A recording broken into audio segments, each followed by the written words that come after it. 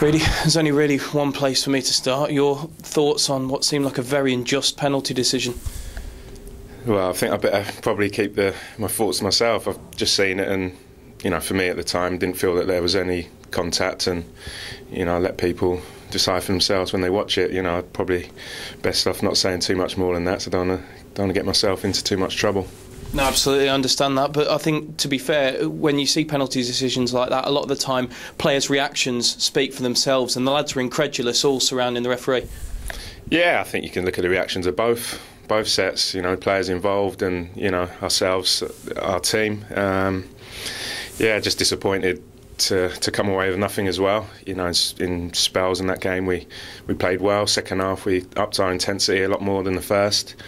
It's disappointing to come here and lose 2-0 to two dubious penalties. Well, Steve, I imagine there's only one place to start, and it must be very frustrating to lose a game when the first goal carries such a level of injustice to it.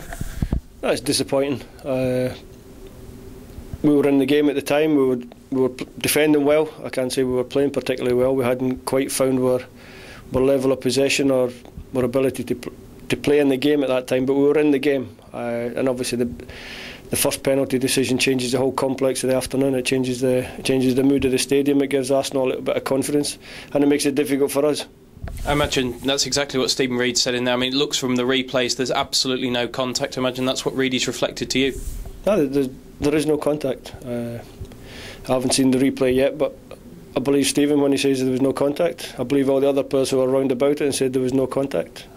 The referee, in his wisdom, has decided it's a penalty, and for us it was probably changed like I said, it changed the whole game for us. Because as you say, I mean, although we weren't having a great deal of chances, neither were they at that point in time. No, it was a game that we thought it would be. It's obviously a difficult place to come, but you know that if you defend well and pass the ball well, which we did eventually in the game, we got more of the ball as the longer the game went on. We knew that would happen. It was just unfortunate as I made the second change to try and open the game up a little bit. We conceded the second penalty, which incidentally came after a free kick on Goran Popov, which wasn't given.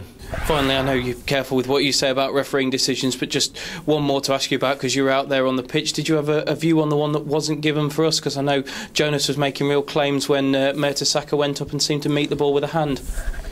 In the first half, because there's another one in the second half as well on Marcus. So for me, the first one especially, Jonas is up against three defenders for a start. It's fouls given against him, and for me, I saw a clear arm. I think like you say, it's Mertesacker's arm struck him, but I think the refs give the foul the other way. So I think we just got to draw a line under today and hopefully kick on next week and get a good result.